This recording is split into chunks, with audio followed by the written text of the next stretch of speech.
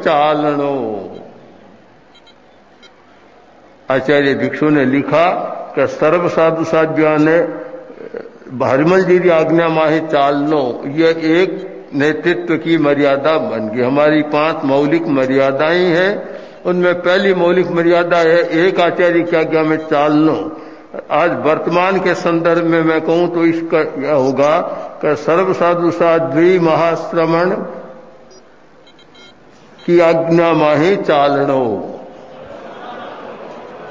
आचार्य करते हैं ना अपने उत्तराधिकारी के लिए। शेष काल विहार 24 करणो ते भारमल जी आज्ञा शू करणो, यानी उत्तराधिकारी को भी वे सारे अधिकार जो आचार्य के हैं वे सारे अधिकार दिए। ये भिक्षु स्वामी की विशेषता रही कि सारे अधिकार भारमल जी स्वामी को लिए, यानी एक परंपरा डाल दी कि एक आचार्य है, बाद में दूसरे, बाद में तीसरे, कोई भी आए तो जो वर्तमान हो उसकी आज्ञा में करना। आज्ञा लोपने कठई रहनो नहीं, दीक्षा देनी ते भारमल जी रे नाम देनी। ये व्यक्ति परक विधान हो गया, क्योंकि उस समय आचार्य शब्द का प्रयोग भी नहीं होता था। भिक्षु स्वामी के लिए गुरु साध, बस साध साध शब्द का प्रयोग हुआ। और अभी हमने इन दिनों में खोज भी की कि आचार्य भिक्षु कोई पुराना मिलता है कि नहीं मिलता। दयाचार्य का तो मिलता है, इससे पहले का भी ध्यान में नहीं आया। दीक्षा देनी ते फिर भारमल जी रे नामे देनी, दीक्षा देने आण सौंपणो, चेलारी कपणारी साताकारी खेतरी इत्यादि अनेक बोलारी, ममता करने अनंता जीव चरित गमाय ने नरक निकोद माए गया छे। भले भेग धार्या आए वाची ने देखा 300 शिखा दिखरी ममता मिटावण ने विनय मूल धर्म ने न्याय मार्ग चालनो उपाय कीधो छे। भेगधारी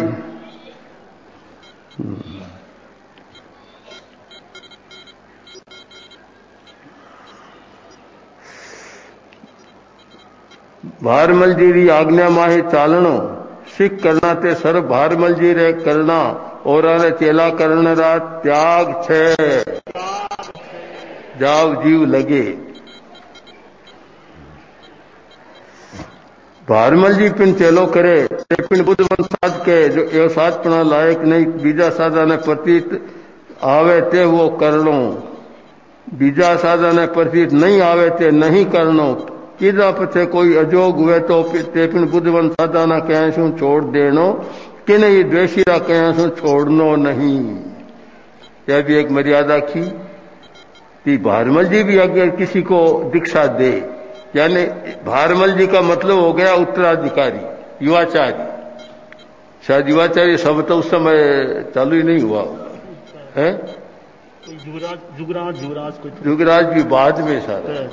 बस भिक्षु स्वामी ने जो लिखा वह भारमल एक प्रतीक शब्द बन गया। भारमल का अर्थ है उत्तराधिकारी या युवाचार्य।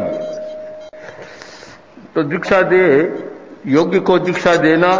और एक ऐसी कसौटी हमारे हाथ में आई कि जब ये दीक्षा का प्रसंग आता है, आचार्य तुलसी ने भी इसका बार बार उपयोग किया था कि बालक, युवा या बूढ़ा हमारे मानदंड नहीं है। हमारा मानदंड है योग्यता। अगर योग्य है तो 9 वर्ष को भी दीक्षित कर सकते हैं, 20 वर्ष वाले को भी कर सकते हैं, 60 वाले को भी कर सकते हैं। 60 के लोग बैठे तैयारी हो जाए तो ठीक बात है, कर सकते हैं। और योग्य न हो तो न युवा को दे सकते, न 60 वाले को दे सकते, न बच्चे को दे सकते। हमारी कसौटी है योग्यता। और दीक्षा भी देनी है तो भिक्षु स्वामी ने कर दिया, 9 पदार्थ ओल खाए ने दीक्षा देनी, आचार पाला सा 3 रीते चोखो पालनो। इन आचार माहे खामी जानो तो अबारू कही देनो, पछे मां तानो तान करने ही नहीं। कि इन्हें द्वेष जाए तो बुद्धवंत साधरी प्रतीत करनी, ते पिन खांच करनी नहीं। यह दीक्षा के बारे में और व्यवस्था के बारे में। और एक प्रश्न रहा मौलिक मर्यादा का है जैसे एक ने आचार्य की आज्ञा में ब्याह चतुर्मास करना। एक और है भारमल इच्छा वे जद गुरु भाई अथवा चेला ने टोला रो भार सौंपे जद सर्व साधु साध्या उनरी आज्ञा माहे चालनो एवी रीत परंपरा बांधी छे। जब भारमल की इच्छा हो कि अब किसी को उत्तराधिकारी चुनना है तो बस जो इच्छा हो उसे अपना कार्य सौंप दे। तो जिसको काम सौंपे सब साधु साध्यों को उसे स्वीकार करना है, कोई आनाकानी करनी नहीं। सर्व साधु एकनरी आज्ञा माहे चालनो एवी रीत बांधी छे। सब मूल आधार हमारे अनुशासन और संगठन का। देखिए ये वाक्य है लिखत का, यह वाक्य कि सर्व साध साध्वी एकनरी आज्ञा माहे चालनो एवी रीत बांधी छे। सब साधु साध्वी एक की आज्ञा में चले, यह रीत बांधी है, परंपरा रीत बांधी है। तो एक कब तक यह एक नेतृत्व की बात कब तक? स्वामी जी ने इस प्रश्न की पंक्ति भी लिख दी उत्तर में। साध साध्यारो मार्ग चाले तथा ताई। जब तक साधु साध्यों का मार्ग चले तब तक ये एक नेतृत्व की बात चलेगी। तो ये आचार्य भिक्षु ने जो मर्यादा पत्र लिखा और वह मर्यादा पत्र आज हमारे लिए आधार बना हुआ है। उस मर्यादा पत्र के आधार पर तेरापन चल रहा है। अब आज बड़ी हाजिरी है, बड़ी हाजिरी तो होती है, कभी कभी पंक्ति साधुओं की होती है तो छोटी हाजिरी के माने साधु साध्य सबकी पंक्ति, तब बड़ी हाजिरी होती है और सब साधु साध्यों खड़े हैं। मर्यादा पत्र का कुछ अंश मैंने बता दिया। अब जो संकल्प करने हैं वे संकल्प दोहराकर इस कार्य को संपन्न करेंगे। बोल दो आनंद से नगच्छा।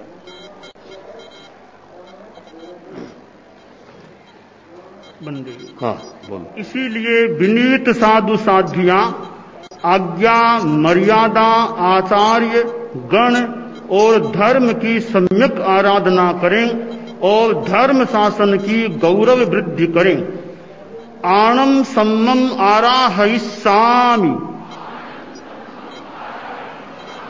मेरम सम्मम पालयिष्यामि आयर्यम सम्मम आराहयिष्यामि गणम सम्मम अनुगमिष्यामि धम्मम नकया विदहिष्यामि आणम शरणम गच्छामि मेरम शरणम गच्छामि आयर्यम शरणम गच्छामि गणम शरणम गच्छामि धम्मम शरणम गच्छामि।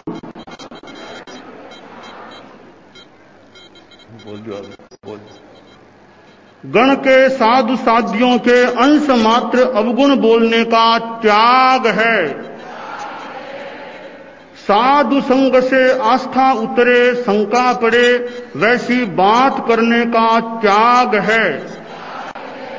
संघ व्यवस्था संगठन के प्रतिकूल प्रवृत्ति करने का त्याग है।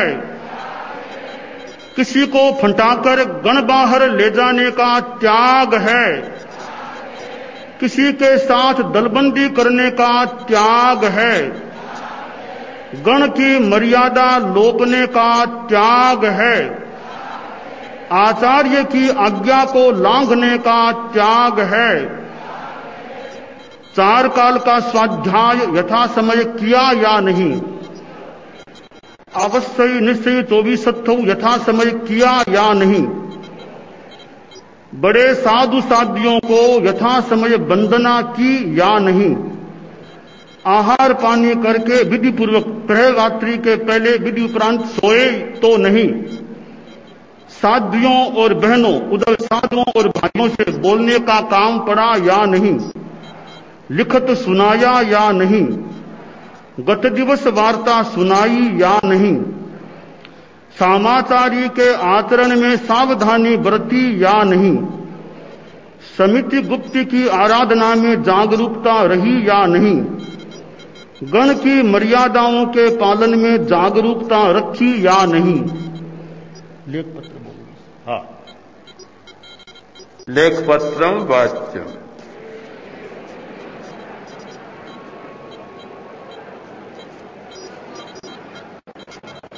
त्याग तो हुई है, त्याग तो हो गया।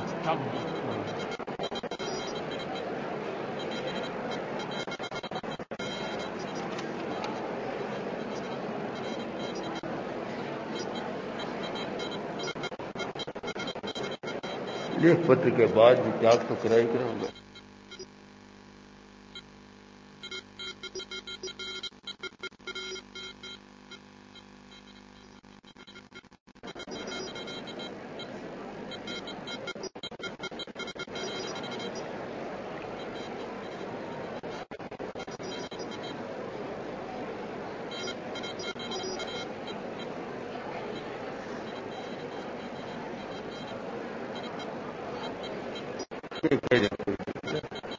ये